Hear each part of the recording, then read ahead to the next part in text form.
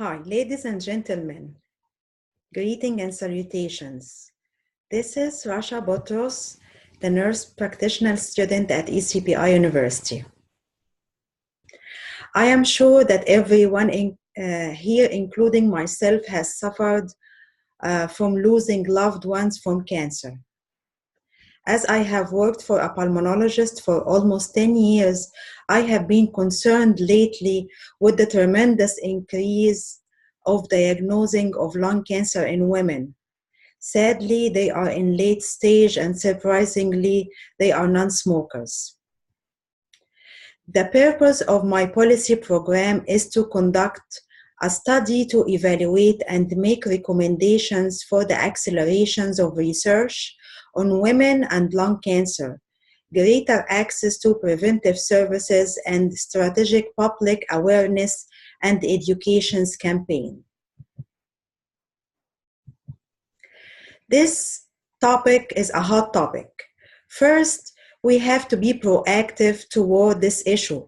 Certainly, lung cancers in women is on the rise. So let us review the recent statistics and facts. According to the American Cancer Society in the United States, approximately 193 women die every day of lung cancer, or about one woman dies every 7 minutes. Lung cancer is the leading cause of cancer deaths among women. The American Cancer Society estimates 70,500 women die almost this is in 2018. Studies has shown a higher incidence rate of lung cancer in women who have never smoked compared to men who were never smokers. The relative risk of developing lung cancer increased tenfold among female smokers between 1959 and 2010, and this is according to 2014 report, The Health Consequences of Smoking.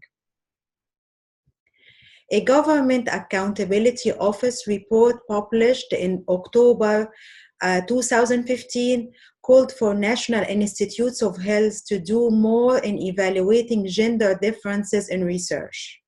Additional research strategies and clinical trials are necessary to explore the differences in lung cancer risk factors, the incidence, the treatment responses in women, and to address the disparate impact of lung cancers in women who have never smoked. Also, lung cancer screenings, which can detect lung cancer in its earliest stage and the most curable stage, should be covered by insurance and without cost sharing for those who are at a high risk. Published peer reviews showed the studies that indicate that the lung cancer screening individuals at high risk is actually cost effective. Next, the research study will be funded by the National Institutes of Health, NIH, which is an important and great agency of the Department of Health and Human Services. NIH is the world's premier medical research organization. It supports more than 35,000 research projects nationwide. The grant needed will be $1 billion that cover a research study to evaluate the status and make recommendations for increased research on women and lung cancer, access to lung cancer preventive services, and strategic public awareness and education campaigns on lung cancer. Actually, treatment of lung cancer is very, very costly.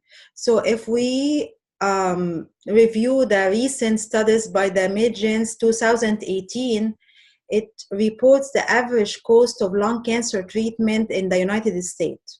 Lung cancer surgery costs $20,000 per person.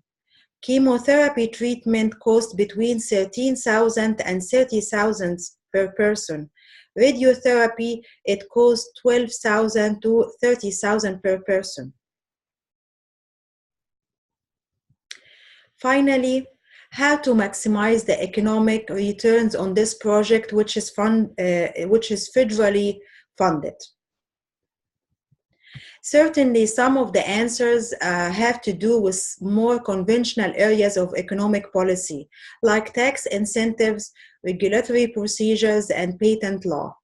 But when it comes to the guiding policy decisions for a major federal research agency as NIH, the report argues that the best way to boost our economic returns is to focus on 3 pillars of our research system. Number 1, a talented and interconnected workforce. Number 2, adequate and dependable resources. And number 3 is world-class basic researches in all major areas of sciences. In other words, we will gain the concrete benefit of applied science and technology by fostering a broad portfolio of basic research. And actually, I want to quote the answer of the National Academy of Research of Sciences when Congress asked the Academy, how can we assess the economic returns on our investment in research? The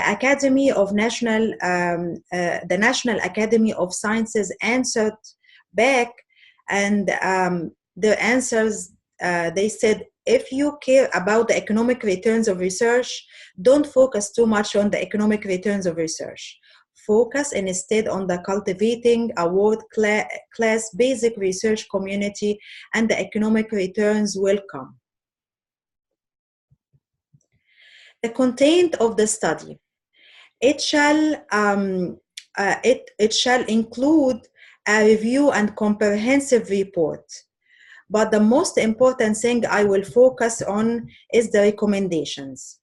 The study will go with recommendations to encourage innovative approach to eliminate knowledge gaps in research. Also, evaluate environmental and genomic factors that may relate to the etiology of lung cancer in women.